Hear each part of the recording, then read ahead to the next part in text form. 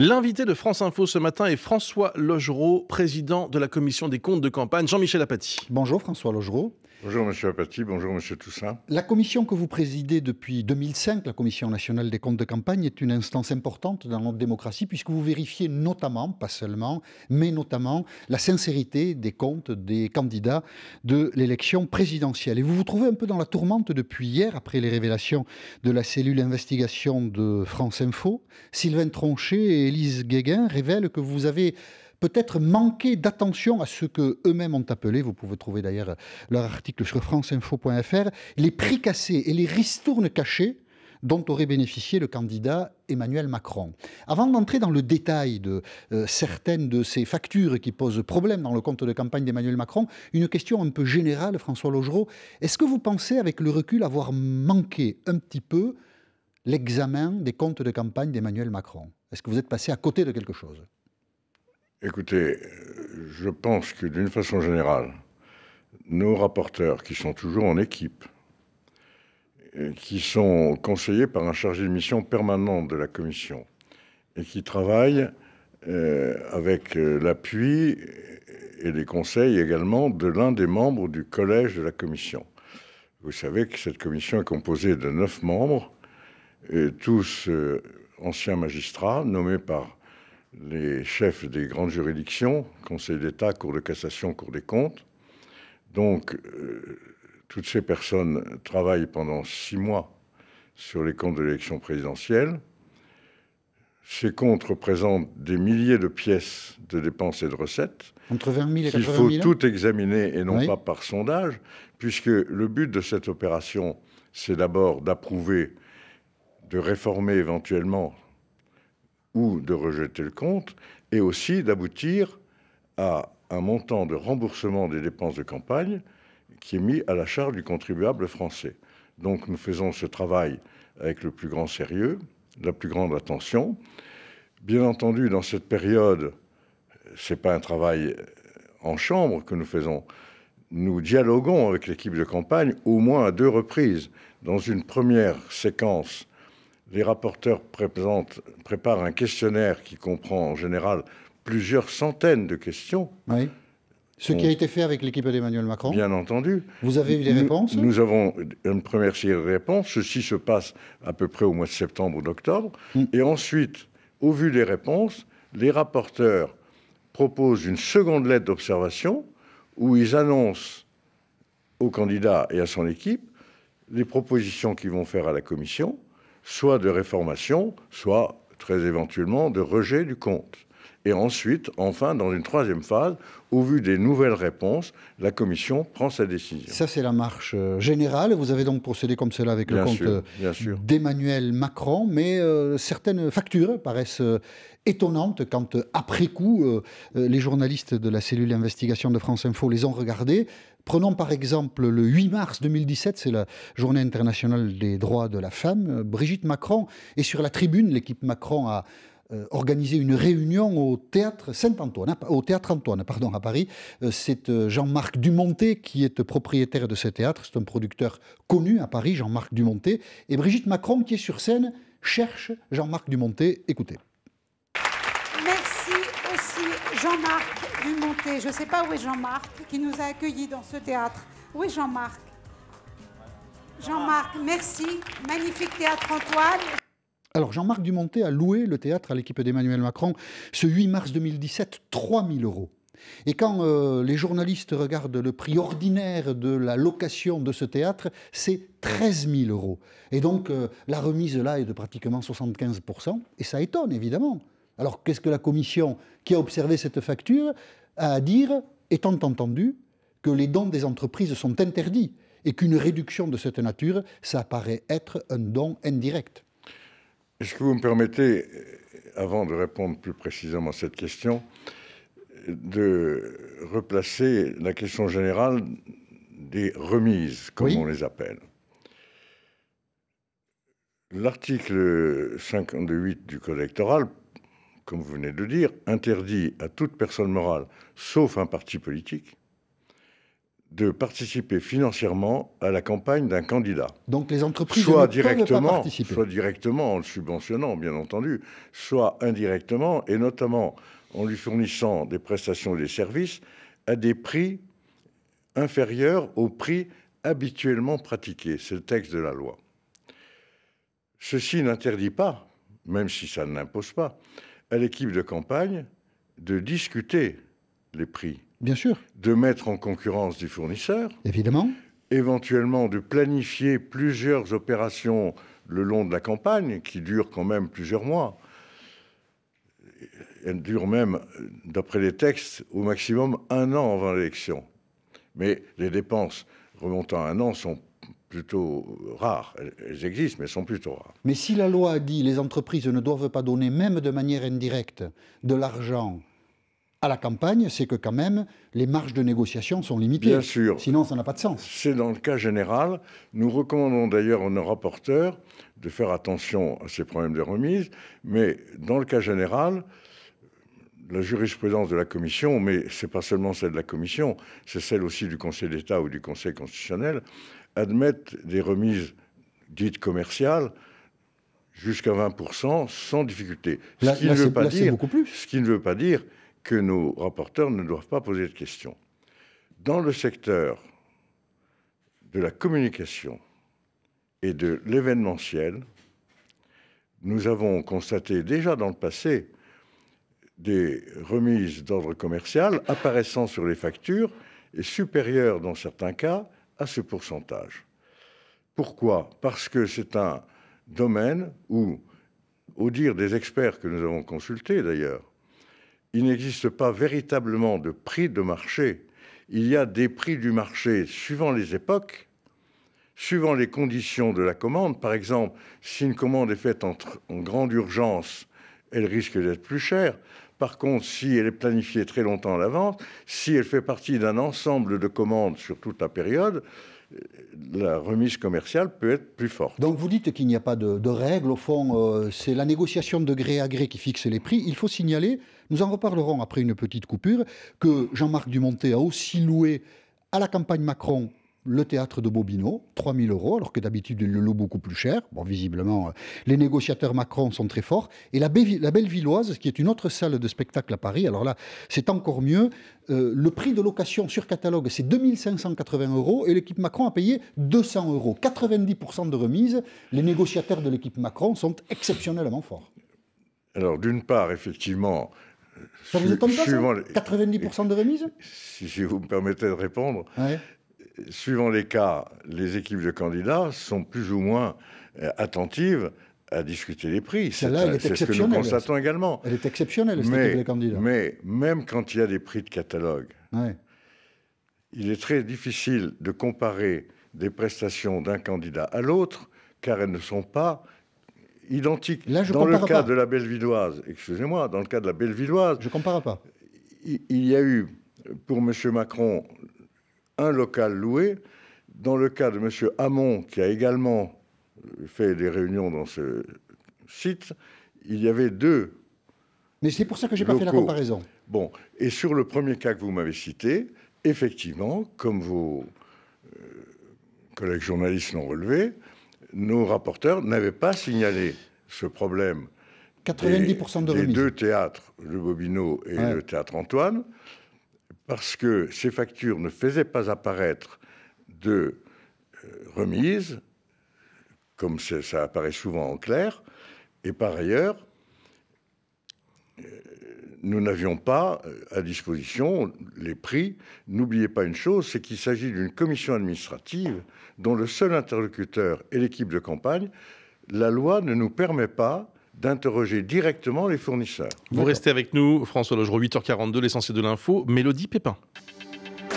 La France a-t-elle donné des papiers à un ancien haut responsable de Daesh? Un Irakien de 33 ans a été mis en examen et écroué en France en mars dernier, visé par un mandat d'arrêt international. Il est soupçonné d'avoir participé au premier grand massacre de Daesh en Irak à Tikrit en 2014. Il avait obtenu une carte de résident pour 10 ans en France l'année dernière. 2 ans et demi après l'attaque au Bataclan, 17 victimes et ayants droit portent plainte contre X pour non-assistance à personne en péril. Ils estiment que si les soldats de l'opération Sentinelle avaient pu agir ce soir-là, le bilan aurait été moins lourd. APB contre Parcoursup, avantage APB. L'ancien système d'inscription à l'université est parfois regretté. À la même époque l'année dernière, 80% des élèves avaient eu une réponse positive contre 75% avec Parcoursup cette année. Avantage APB aussi pour le taux de satisfaction. Prochain match dans un mois quand les attributions définitives seront faites. Gérard Collomb, peu charismatique, pas rassurant, pas bon orateur pour une majorité de Français. Résultat d'un sondage Odoxa Densu Consulting pour France Info. Gérard Collomb qui paye aussi un manque de popularité. 45% des sondés ignorent qu'il est ministre de l'Intérieur. France Info. François Logereau, président de la Commission nationale des comptes de campagne, il est invité de France Info ce matin. Une question avant de laisser Jean-Michel continuer à vous interroger. Ces chiffres révélés par la cellule d'investigation de France Info sur le théâtre Antoine, le théâtre Bobino et la Bellevilloise, vous les connaissiez, vous ? Connaissiez le montant de ces locations ? Je viens de vous dire que les rapporteurs ne nous avaient pas signalé ce cas parce que donc vous avez découvert d'une certaine façon hier matin ces montants. Paru soulever problème. Donc vous avez découvert, comme tous les Français, hier matin ces montants. Absolument. Et d'ailleurs, je note une chose, c'est que les journalistes de la cellule d'investigation qui nous ont évidemment transmis leurs observations, ne les ont pas transmis avec des pièces, avec des documents nous permettant de nous faire une idée plus précise. Avec le recul, quand vous voyez aujourd'hui, donc depuis hier en fait, après le travail de Sylvain Tronchet et Élodie Guéguin, quand vous voyez ces chiffres, vous vous dites on aurait dû nous transmettre ces factures quand même. Vous vous dites pas ça ? Moi, je reste solidaire de l'ensemble des personnels de la commission. J'assume les décisions au nom du collège. Je voudrais encore vous préciser une chose. Oui. C'est que déjà les comparaisons entre prix qui ont été effectivement affichés dans les comptes de campagne entre différents candidats sont souvent difficiles à comparer. C'est pour ça que je ne fais pas de comparaison. Salle, vous pouvez faire un meeting à 30 000 € ou à 200 000 €. C'est pour ça que dans l'interview, je ne ferai pas de comparaison. Je voudrais vous soumettre un autre cas. La comparaison est encore plus difficile quand on compare une facture pour un événement qui a eu lieu avec un événement fictif qui aurait pu avoir lieu aujourd'hui ou à une autre période. Il faut bien qu'on essaie d'avoir un point de repère et je vous propose de nous transporter à Lyon. La plateforme, c'est une péniche qui est amarrée à quai à Lyon le 7 septembre 2016. Donc on est dans la période de campagne électorale. C'est un jeudi. Les partisans d'Emmanuel Macron se retrouvent pour un apéritif. C'est un moment convivial. Explique alors Gérard Collomb. À l'époque, il est maire de Lyon et puis il va devenir plus tard ministre de l'Intérieur. Il est vraiment content ce 7 septembre 2016 de l'ambiance, de la convivialité de cet apéritif autour d'Emmanuel Macron. Vous voyez, on a essayé de faire un petit apéritif un peu festif pour que toutes celles et tous ceux qui se reconnaissent dans la démarche d'Emmanuel Macron puissent se connaître, se rencontrer. La péniche a été facturée 996 € à En Marche dans les comptes de campagne. Et nos journalistes, donc Élodie Guéguin et Sylvain Tronchet, ont demandé, là, pendant leur enquête, si on organise un événement au mois de septembre, de 18h à minuit, exactement les conditions d'En Marche. À combien vous nous factureriez la péniche ? Réponse des propriétaires de la plateforme à Lyon, 2 925 €, 3 fois plus qu'à En Marche. Alors on se dit... quand même, oui, mais c'est ce que j'appelle l'événement fictif, car dès lors qu'il y a une commande passée à un fournisseur, on discute avec lui et l'expérience nous montre que très souvent, des réductions sont négociées. Mais 66% de réduction, c'est énorme. Et c'est contraire à la fiche 23 de votre vie interne, de votre règlement interne, celui de la commission, qui stipule que quand la commission dépasse les 20%, il faut qu'il y ait un clignotant qui s'allume. Sylvain Tronchet, qui a récupéré ce document, donc qui est le règlement avec lequel vivent les membres de la commission que vous présidez, François Logereau, Sylvain Tronchet expliquait ceci sur l'antenne de France Info ce matin. C'est écrit noir sur blanc, la commission admet en principe des rabais dans une limite maximale de 15 à 20%. Au-delà, il faut engager une procédure de rejet du compte pour don de personnes morales, c'est-à-dire aide illégale d'une entreprise à un candidat. Donc voilà, votre propre règlement dit au-dessus de 20%, il faut qu'on se pose des questions. Encore une fois, M. Apathy, c'est dans le cas général. Je maintiens que dans le cas de la communication des événements de campagne comme les réunions publiques, on ne peut pas strictement appliquer une barrière à 20%, mais évidemment, dans ce cas, les rapporteurs ont comme consigne, ce n'est pas le règlement intérieur, c'est le guide du rapporteur qui dit ça. Le guide du rapporteur. C'est un document interne que M. Tronchet s'est procuré, bon, très bien. Il n'est pas public. Mais dans ce cas, bien entendu, il appartient aux rapporteurs de poser les questions. C'est ce qu'ils ont fait dans 19 cas. Mais sur le compte de M. Macron. Est-ce que vous convenez que ça jette un trouble quand même? Est-ce que ce matin, on se dit, tiens, est-ce que les rapporteurs ont bien travaillé? On n'a pas l'impression. Mais vous savez, je ne connais pas d'organisation absolument infaillible et qui remplit à la perfection sa mission dans 100% des cas. Je rappelle encore une fois qu'un compte de campagne de l'élection présidentielle, c'est des milliers de fiches de dépenses ou de recettes. Ça peut aller jusqu'à 70 000. Donc vous reconnaissez avoir failli. Vous reconnaissez avoir failli, monsieur Logereau. Je précise aussi que nous ne recevons pas toujours des équipes de campagne et toutes les réponses que nous attendons d'elles. Or, nous sommes tenus par un délai. Nous avons 6 mois au maximum à partir du mois de juillet. Donc la période du mois d'août et septembre, c'est la période où les rapporteurs travaillent sur les documents eux-mêmes. Le premier questionnaire est envoyé vers septembre. On reçoit, quelquefois avec bien du mal, des réponses au bout d'un mois. Et au mois de novembre, nos rapporteurs préparent la lettre d'observation qui va préparer directement la décision de la commission. Reconnaissez-vous avoir failli, monsieur Logereau? Pardon? Reconnaissez-vous avoir failli? Non, je ne reconnais pas que la commission... Vous disiez à l'instant que nous ne sommes pas infaillibles. Je ne reconnais pas du tout. Ce travail, encore une fois, est fait avec le plus grand sérieux. Et la commission délibère sur les propositions des rapporteurs. Je voudrais quand même préciser que sur les remises que nous avions mis dans le questionnaire, celles qui restent après explication, par exemple, il y a des cas où c'est le devis lui-même qui a été modifié parce que les prestations n'ont plus été les mêmes. C'est ce qui explique la remise, quelquefois jusqu'à 40%, parce que en cours de route, par exemple, le candidat a amené ses militants bénévoles voir du matériel qui n'a donc pas été facturé. Dans d'autres cas, c'est l'application, par exemple, pour les salles de la ville de Paris, du tarif qui est donné aux associations. Or, le parti qui soutenait M. Macron était une association. Donc, il y a 9 cas pour lesquels il y a des explications parfaites. Il reste une dizaine de cas de remise qui restent supérieurs à 20%, sur lesquels les fournisseurs engageant leurs responsabilités ont fourni des réponses circonstanciées, affirmant que c'était conforme à leurs pratiques commerciales habituelles. Et au total, les 10 cas qui restent, c'est 150 000 € au total, dont que vous avez une seule remise qui est d'un opérateur téléphonique qui envoie des messages ciblés, fait 64 000 € hors taxe à elle seule. Et l'ensemble des 150 000 €, c'est moins de 1% des dépenses du compte. Donc je pense qu'il faut également proportion garder. Vous restez avec nous, François Logereau, 8h51, l'essentiel de l'info, Mélodie Pépin. Certaines factures de campagne d'Emmanuel Macron ne faisaient pas apparaître de remise. Nous n'avons pas failli. François Logereau, le président de la Commission nationale des comptes de campagne, s'explique ce matin sur France Info. Après les nouvelles révélations sur les ristournes importantes dont a bénéficié le candidat Macron, jusqu'à 75%, alors que la commission tolère 20% de rabais, compte validé par cette même commission de contrôle. Emmanuel Macron, loin de la polémique au Québec, à la Malbaie, ouverture d'un G7 divisé. Aujourd'hui, la France, l'Allemagne, le Royaume-Uni, l'Italie, le Japon et le Canada font front commun contre les États-Unis.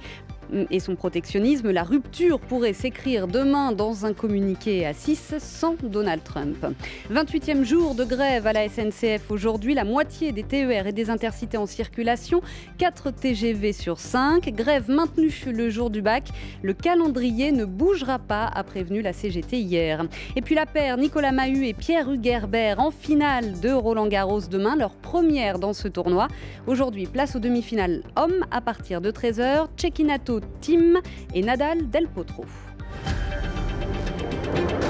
France Info. François Logereau, président de la Commission nationale des comptes de campagne, il est l'invité de France Info ce matin, Jean-Michel Apathy. Du coup, François Logereau, à tort ou à raison, vous répondrez, certains mettent en cause la Commission, son mode de fonctionnement. Est-ce qu'il faut changer quelque chose? Je vous propose d'écouter Jean-Christophe Picard, qui préside Anticor, une association que vous connaissez bien sûr, et qui s'exprime dans les termes que nous allons maintenant écouter.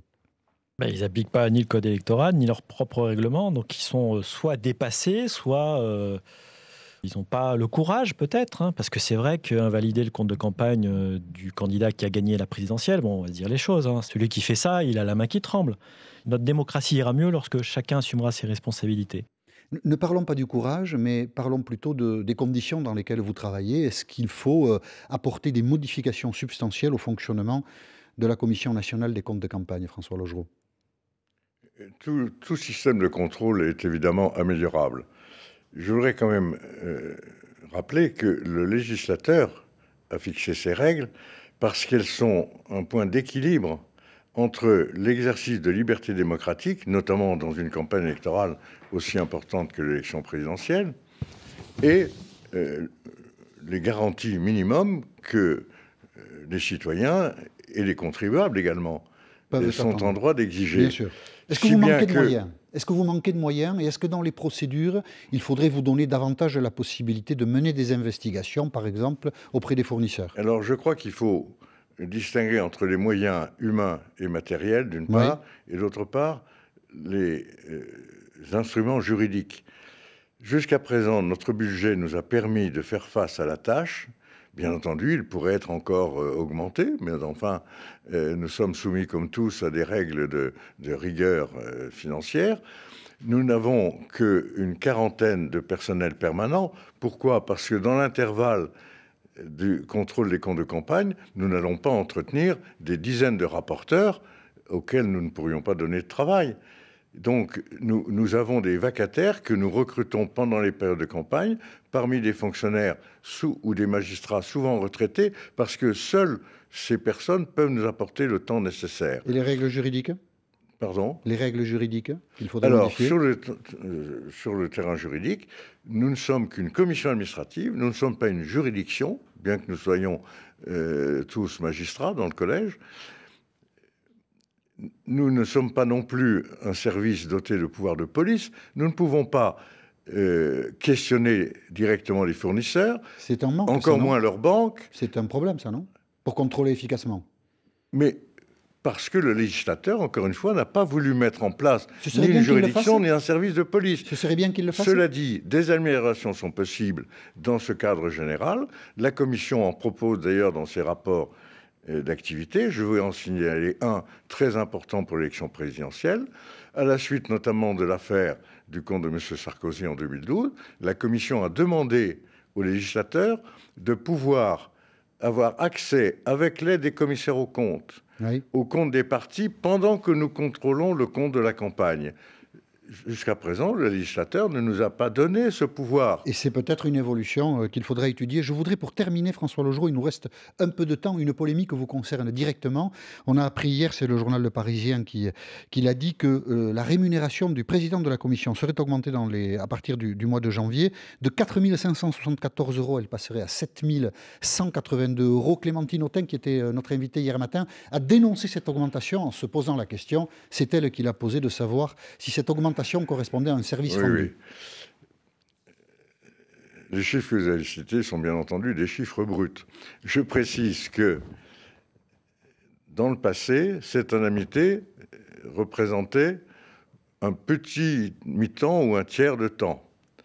La loi de janvier 2017 sur les autorités indépendantes a aligné le sort du président de la Commission sur celui d'autres autorités indépendantes, en prévoyant que le président travaillait à temps plein, ce qui était d'ailleurs mettre le droit en accord avec la réalité. Je peux en attester. Bien sûr.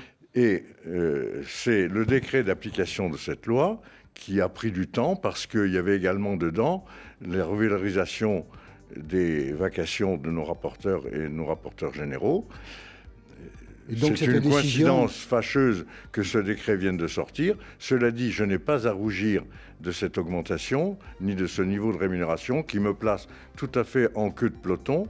Et par contre, je trouve insultant que Madame Autain, sans aucune vérification, se soit permis d'insinuer un lien avec les décisions de la Commission concernant M. Macron. Merci François Lejour d'avoir accepté de venir expliquer au micro de France Info les conditions dans lesquelles vous travaillez et donc le détail de votre contrôle sur la campagne d'Emmanuel Macron. Merci beaucoup, très bonne journée à vous. Merci à vous.